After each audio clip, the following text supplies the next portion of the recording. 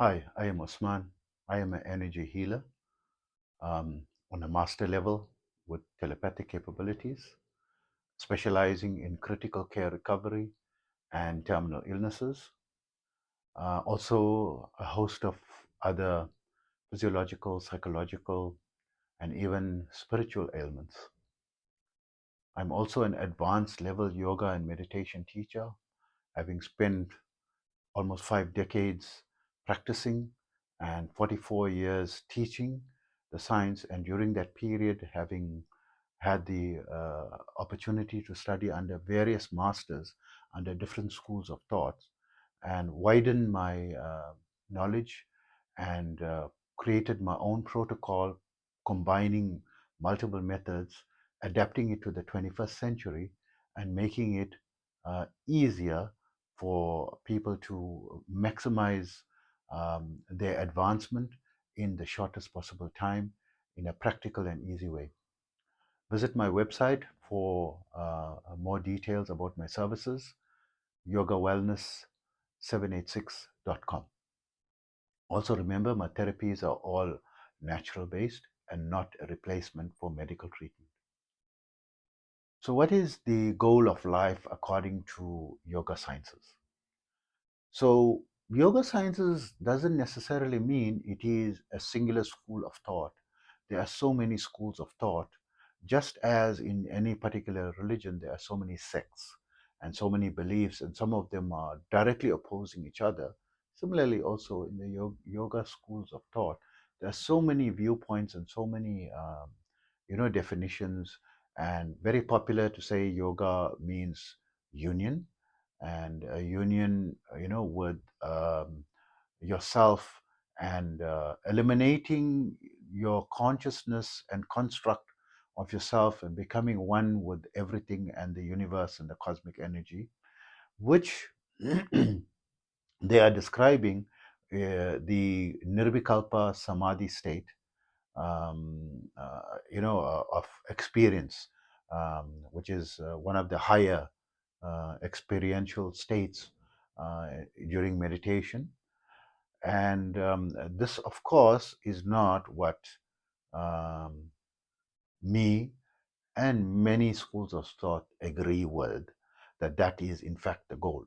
Is that an experience? Yes, it's common cause. That is an experience. We, went to the highest levels and we felt, the experience, and we come down.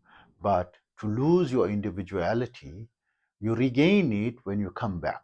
You lose it during that experience on that level, but when you come back to normal consciousness, then you adopt the individual consciousness again, right? So, so you are created as an individual, and so many philosophies are speaking about working very hard to dissolving that identity, as an individual, which is incorrect.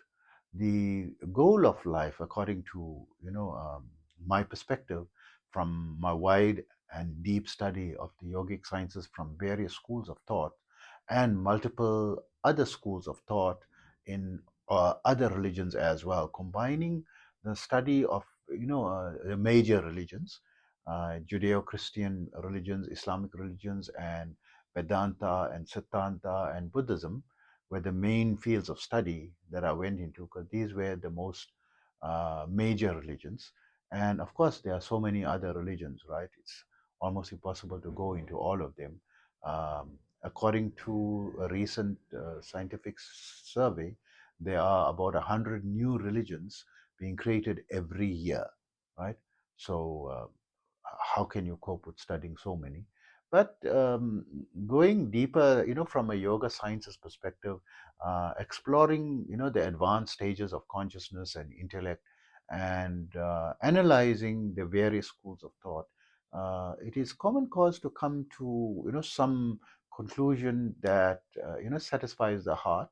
And the conclusion that I've come to is the goal of life actually is for man to fulfill his purpose, and to know what his purpose is. Normally he's put into a situation where there's opportunities and he has, skills, and what he can do is generally limited, or if he has multiple choices, his heart will direct him, to what is his purpose, what he likes, because he will be inclined to certain things, right?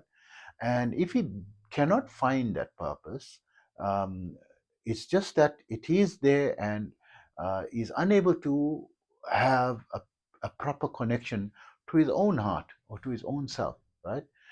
Due to so much of stress and so much of problems in his life and complications, and he needs to learn how to balance it. And there are many tools for that. Number one is the medical interventions, right? So, there's psychologists, there's psychiatrists. Psychiatrist is where you need, chemical intervention. Psychologist is just someone who is professional and understand, the methodologies of the mind, and help you to find your path, to find what it is right, and how to deal with your traumas and your past, right? And your future fears, past fears and your future fears. They give you initial tools. And then you get the higher sciences. Once you've got the foundations right through medical treatment, you want to now raise to a higher level, then you get the yogic sciences and the various yogic pathways. And especially, there are easy ones, mediocre ones, very difficult ones, common ones, and highly powerful ones, different pathways. And like Hatha Yoga, Pranayama, different types of Pranayama, and there is meditation or mindfulness as well as a type of meditation, Raja Yoga meditation, Kundalini meditation, and so forth, right? And also you get Kriya, right, as taught by Paramahamsa Yogananda, where you learn it is a very advanced level practice.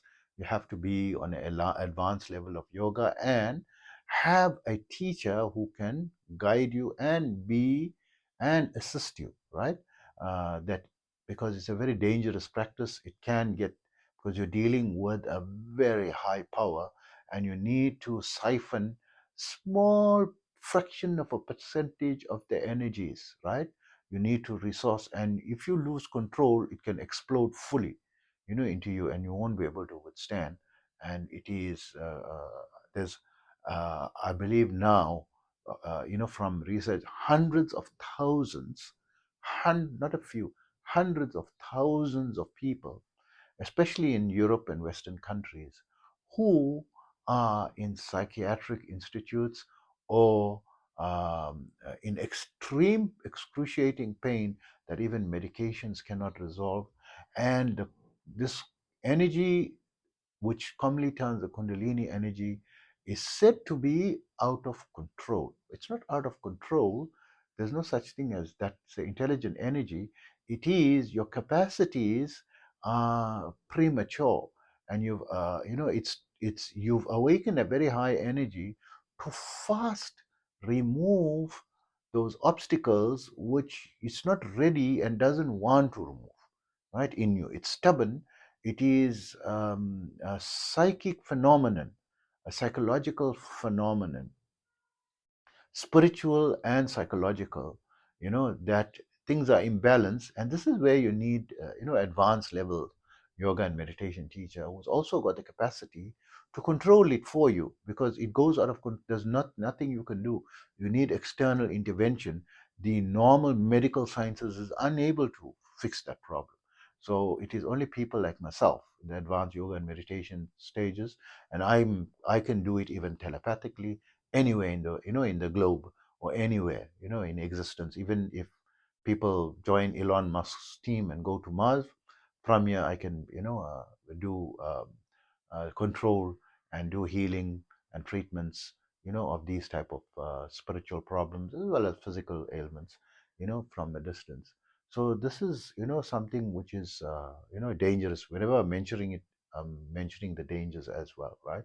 So all these processes are there to help you to evolve and awaken the higher capacities of your human potential, your brain, right? Your brain is such a complex, organic um, uh, uh, uh, manifestation and an asset that many people say we are only using 10% of it, some people say 8%, but in my opinion, a fraction of a percentage, fraction, not even, it's like it's so minuscule that we can't even calculate how small the percentage is that you are using.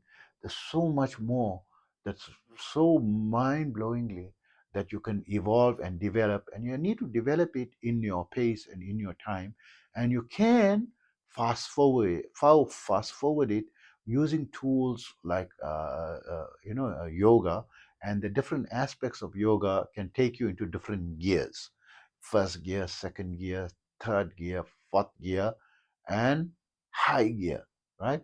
You can go from, going from a normal speed and then breaking the sound barrier, then breaking the speed of light barrier, and then going into warp speed, right? So to speak.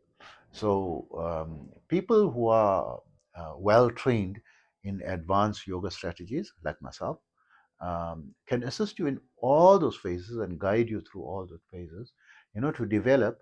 And ultimately, it is once the consciousness is fully developed, right?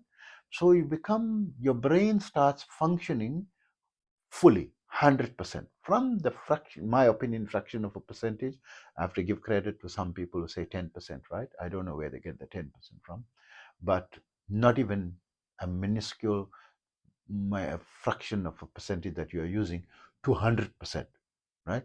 You can develop it, and it doesn't suddenly become 100%. It goes from a fraction to a 1% to 5%, 10%, 20%, 50%, 100%. When you are on the 100% stage, this takes a long time. And the reason it takes long is because you have to go through the phases. I can't introduce calculus and quantum physics studies to a 3-year-old child or a toddler, right? A 4-year-old child. How man? I have to allow him to first play, learn to use his hands and skills in playing, and learn about the letters of the alphabet, learn to read, learn to recite poetry and nursery rhymes, and playing all sorts of games and socializing with the other children, and then slowly starting to introduce English grammar, or whichever language grammar, and arithmetic and biology and the different sciences, and evolving him stage by stage by stage by stage, graduating high school, going into undergraduate studies, from undergraduate studies going into master's level, and then doctorate level, and then PhD level. Can't introduce PhD level suddenly. Similarly, the development, for awakening your maximum potential is like peeling an onion, layer by layer by layer by layer by layer, and it takes often people, a lifetime, around, I would say, 30 to 50 years on average, following the correct pathway. But there are people like myself that found shorter ways that can speed it up, significantly, right? Significantly speed up and have a holistic, rounded approach to awakening. Once that is awakened, then does it mean you no longer now need a body? No, you still need your body, and you still need to continue your work, right? Because you are born and you're a human, person. You continue with your family life, you continue with whatever work you're doing, but you are so much more intelligent, you are so much more intuitive, you're so much more creative, and you are so much more harmonious with all people around you and with the ecosystem, and balanced in your mind and in your psychology as well. There's no such thing as psychological problems, and also you will crack the solution to physical ailments. And there are some people like Valalar or Ramalinga Swamigal that says that it is by mistake that we lost the art and learning how to evolve our body into the deathless body. And he attained it, but after that, none of his students or no one else following some of his teachings and protocols attained it.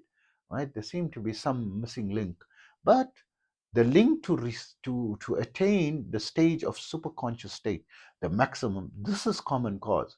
It's possible by many people, and from the regular schools of yoga, usually from those fraction of a percentage of people who are inclined into philosophy and higher purposes and nuanced way of thinking, creativity, and and so forth. There's very few people into this. Maybe 3 to 4% who follow the normal yogic processes will achieve it. But following a combined holistic approach is going to give almost every person 100% chance who attempt it, to be able to attain it. Does it mean the people who don't practice yoga will not attain it? No. Everyone is evolving naturally, and as time is progressing, people are, you can already observe, the level of intellectual and industrial development and scientific developments of the world is so much far ahead compared to what it was, just 25 years ago, right? And 50 years ago, 100 years ago, 200 years ago, right? And now we are advancing intellectually, right, creatively, and the way in which we live with modern amenities and technological advancement is so much more advanced than previous. So we are advancing, and eventually society is going to naturally get there. Maybe in 1,000 years, 10,000 years, I don't know. Maybe in 1,000,000 years, but it's advancing at a very fast rate. But using the tools of yoga and yogic sciences and meditation sciences is going to get you there quicker. But you're still going to have to be part of society and enjoying your life better, being more purposeful, right, in your life, and being more successful in all aspects of your life, including your health. So what is the goal of life? As a summary, goal of life is to fulfill your purpose in whatever small way. Maybe you are just a secretary. Maybe you are, someone who is cleaning windows, or maybe you're a janitor. Maybe you are a teacher, right? So this is your purpose, right? This is what you're supposed to be doing. Being productive member of society, and but not being under stress and illnesses, right? To reduce the stress levels, living stress free, harmoniously, happily, and with amazing health, right? Enjoying amazing health until, because everyone, you got a body, the body is deteriorating. Until we solve that problem, don't forget about the deathless body for now. Let's get the first goalpost and attaining, awakening your full potentiality. When you have your full potentiality, then there's going to be scientists amongst us who will be able to solve the problem of the deathless body, right?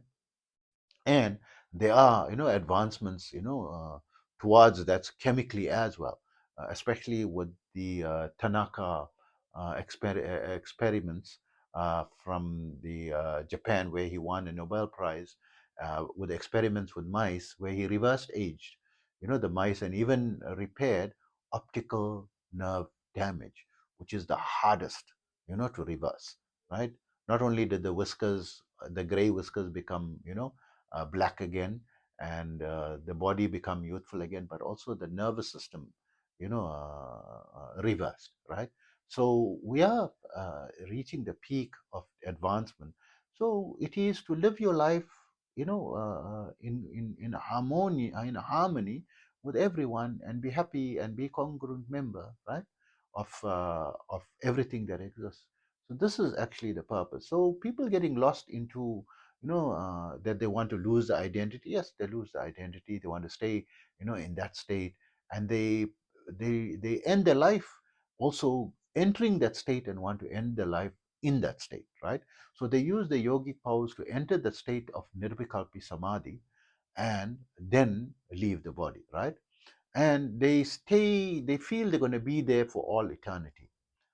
I don't believe so, because you're still an individual entity. You lose your identity when you are in that level, but eventually you need to come back, because you are still an identity, right? You are an individual. You are eternal.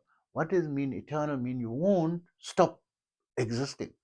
By you merging into the highest level temporarily, in my opinion, losing awareness of your separate identity or your dualistic nature, that you are separate from everything else, and you're becoming merge and become one with everything else, and lose your consciousness, lose even you're not even experiencing, you have a non-experience, because you lose who you are, your identity. But eventually you're going to drop down, because you are eternal, right? You're going to be always here, and you're going to have to continue your life, and your normal life, like how you're living, but just you're going to live it perfectly, in more harmony, and much much higher intellectual capacity. Okay, so hope that information helps you. Take care of yourself always.